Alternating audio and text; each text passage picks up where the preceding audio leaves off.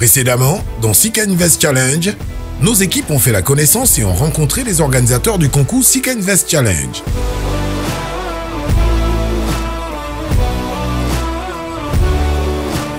Le jour se lève sur Sika Invest Challenge avec le premier défi de la saison, le challenge achat-vente. Bonjour à tous. Je suppose qu'hier, on vous a dit le challenge que vous allez faire aujourd'hui. L'objectif du challenge, c'est de voir votre capacité de négociation, votre capacité à vous adapter rapidement devant une situation dans laquelle vous n'êtes pas confortable. C'est un challenge d'achat et de vente de produits vivriers. La journée fut très enrichissante parce qu'on a fait, particulièrement moi, j'ai fait quelque chose que je n'avais jamais fait auparavant. Sortir et vendre dans la rue. On va remettre 30 000 francs à chaque équipe. Vous allez aller au marché. Vous allez acheter le type de vivrier que vous pensez que vous pouvez vendre. Celui qui va remporter le challenge, ce sera celui qui va me rapporter le maximum d'argent possible. Celui qui va perdre le challenge n'est pas forcément celui qui va rapporter le moins d'argent, mais sera celui qui, en fonction de la somme qu'il va ramener aujourd'hui, ne serait pas en mesure d'expliquer pourquoi il est arrivé, en tout cas, à ce résultat-là. Une équipe sera éliminée aujourd'hui. Les autres continueront le challenge.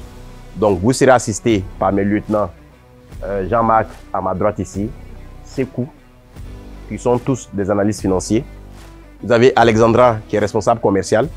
Et puis, vous avez Evodi aussi qui est commercial à Sika Finance. Donc, vous avez jusqu'à 14 heures pour démontrer que vous êtes de bons commerciaux. Chacun a droit à 30 000. Vous allez au marché, vous m'achetez des fruits pour 30 000, vous me les revendez. J'espère que vous allez me revenir avec des bénéfices ici. C'est bien compris? Ok, à 14 heures.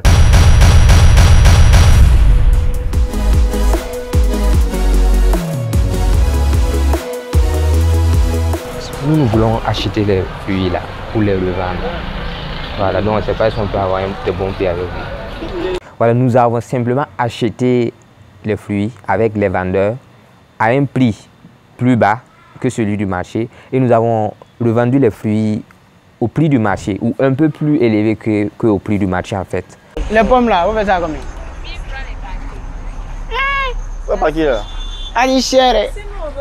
Déjà même que de base, quand on est allé acheter les produits, puisqu'on nous avait donné naturellement 30 000 qu'il fallait enfin dépenser et puis faire de la plus-value. Voilà, puisque c'était la plus-value qu'on allait être jugé en fait. Bon, nous on a choisi les bananes pour essayer de tester un peu le marché, pour voir si les gens sont intéressés par le fruit en question. Et on va prendre aussi les pommes et puis les clémentines, parce que la dame déjà on a eu à discuter avec elle et elle nous a quand même dit ce que les clients aiment au bord de la route. Mais elle nous a aussi prévenu qu'il y a beaucoup de filles qui se promènent avec les bananes, du coup on a déjà la concurrence donc.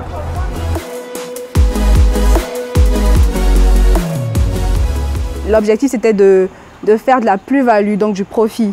On avait 30 000 francs et on devait acheter des fruits pour 30 000 francs et revenir à la fin avec le plus gros profit possible en fait.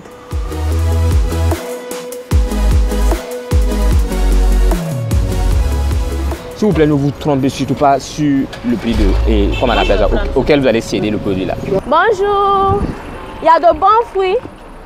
C'est bon. Ok. S'il vous plaît, tante, si vous payez les enfants vont manger à midi, c'est presque midi, mais prenez même, ça fait 1000 francs. Tu n'as pas l'argent aussi. Nafi, c'est difficile. Hein? Quand tu t'amuses, hein?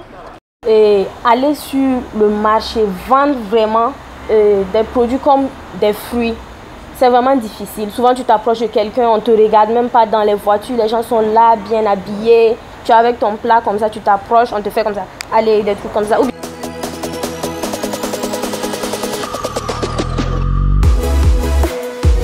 Il faut acheter. Donc tout au début c'était un peu difficile avec moi parce que je ne savais pas comment aborder les gens au fait. Mais à force de discuter avec l'équipe, avec les autres, j'ai pu donc avoir une stratégie pour pouvoir aborder les gens en quelque sorte.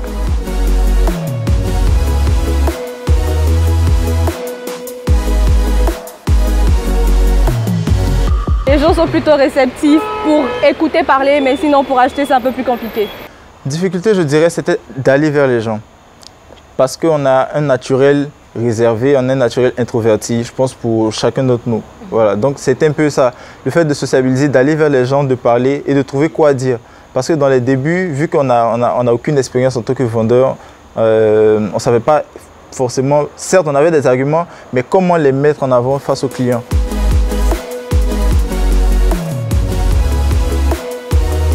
Vraiment, on est tombé sur des personnes qui étaient vraiment compliquées. Et je rappelle que tellement qu'elle a couru, elle a coupé sa chaussure. Donc c'était pas vraiment facile. Hein. Il fallait nous voir courir derrière les voitures en fait. Souvent on ne nous écoutait pas, on nous chassait comme des malpropres. C'est frustrant, mais bon, qu'est-ce qu'on y peut? On dit il faut vendre, donc on a fait ce qu'on a pu.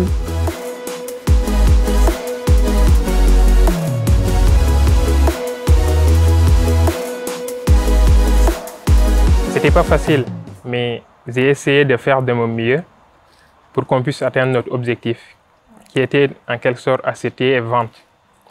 On essayait donc d'acheter à bas prix pour revendre à un prix un peu élevé. Je peux donner l'exemple des clémentines qu'on a négocié avec une dame, qu'on a acheté à 1000 francs et on les a revendues à 1500. Ça aussi, on peut le faire sur le marché financier. C'est ça qui nous a permis donc à faire un résultat. Enfin, les packs de 5000 étaient beaucoup trop chers. Donc on a décidé de faire de plus petits packs, des packs de 500 francs, qu'on va essayer de vendre et tout en espérant qu'ils sortent plus facilement que ceux de 5000 francs. Allez!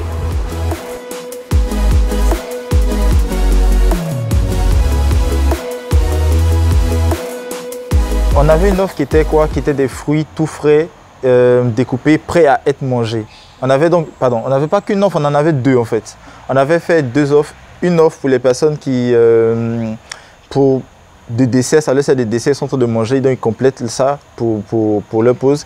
Et d'autres personnes, les personnes plus qui peuvent prendre beaucoup de fruits pour rentrer à la maison, pour essayer de consommer ça avec leur famille. Donc on avait deux offres qui étaient là, adaptées au type de personnes qu'on pouvait rencontrer sur cette rue-là.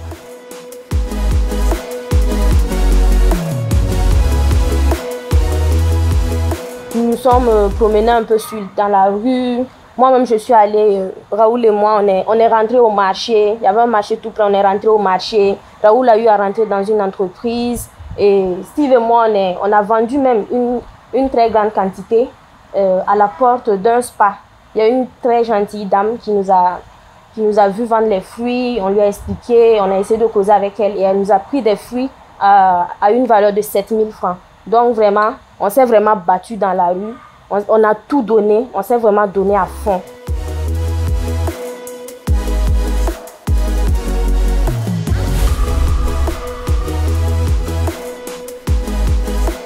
Place maintenant aux délibérations. Comment vous avez trouvé la journée, le challenge? Assez enrichissant pour nous. Ça m'a amené à ne plus à voir les gens qui vendent au bord de la route d'une autre façon. Je pensais que ça allait se passer de la plus parfaite des manières. Donc, ce qu'on a fait aujourd'hui, comment on rapporte ça à la bourse? Dans le fonctionnement, achat-vente. Parce que achat-vente d'actions, d'obligations, de titres. Alors, on cherche en tant que gestionnaire rapporter à la bourse. Là, dans le cadre de ce challenge, on était commerçant. Dans le cadre de la bourse, je serais gestionnaire. Là, le truc, ce sera d'acheter des actions au meilleur prix, de les revendre au prix le plus élevé pour faire des bénéfices. Donc, c'était principalement ça qu'on devait comprendre aujourd'hui. Donc, le bénéfice à la bourse, on appelle ça quoi? La plus-value. La plus-value, Donc, si vraiment des personnes qui ne comprennent pas la bourse nous suivent, c'est ce qu'il faut comprendre. Vous êtes allé acheter des fruits à un certain prix. Vous avez tenté de les acheter au prix le plus bas possible. Vous êtes allé les revendre au prix le plus haut possible. Foupa a acheté pour combien finalement en tout? Départ 29 000. 29 000. Et ils sont revenus avec combien? Ils sont revenus avec 38 200. 38 200. Donc ils ont fait un bénéfice de 8 200. Evody, INP? Oui. Ils ont fait des achats pour 25 100 francs. 25 100 francs. Et ils sont revenus avec 39 100 francs. Donc, ils ont fait un bénéfice de 9 100 francs. Oui. Alexandra, avec le Burkina? Ils ont fait des achats finalement à hauteur de 30 000 francs. 30 000. Et ils sont revenus avec 33 700 francs. Donc, ils ont fait un bénéfice de 3 700. Nous avons fait du bénéfice Mais nos concurrents, nos camarades sénégalais et ivoiriens ont fait beaucoup plus de matchs. Le vainqueur de cette compétition, comme on l'avait dit dès le départ, c'est INPHB avec un bénéfice de 9 100 francs. Okay. Bravo à l'équipe Financial Designers de l'INPHB qui remporte un déjeuner avec M. Christian Abaka, directeur général de Axe Capital. Je pense que déjà remporter la première édition du challenge, c'est déjà bon. Qu'est-ce que vous pensez que vous avez fait de plus par rapport aux autres candidats? Pourquoi je ne dois pas vous éliminer? On a fait le meilleur bénéfice, même si après il y a eu un problème dans la restitution. On a innové, à part la vente physique, on a fait aussi de la vente en ligne qui a bien marché. Nous méritons de ne pas être éliminés parce que il nous a été demandé de vendre des fruits et on a cherché à faire plus que vendre des fruits. Nous avons appris que nous devons poser déjà toutes les questions parce que ce qui n'est pas dit n'est pas forcément consenti. Jacques, pourquoi tu penses que je ne dois pas éliminer ton équipe? Je ne dois pas récaler ton équipe? Je pense que c'est au début pour nous. On a travaillé, donc c'est ça qui comptait pour nous. Donc on a essayé de faire le mieux de nous, le maximum. On s'est donné à fond pour atteindre l'objectif. Donc la deuxième équipe que je vais qualifier, c'est l'équipe de UCAD. Voilà.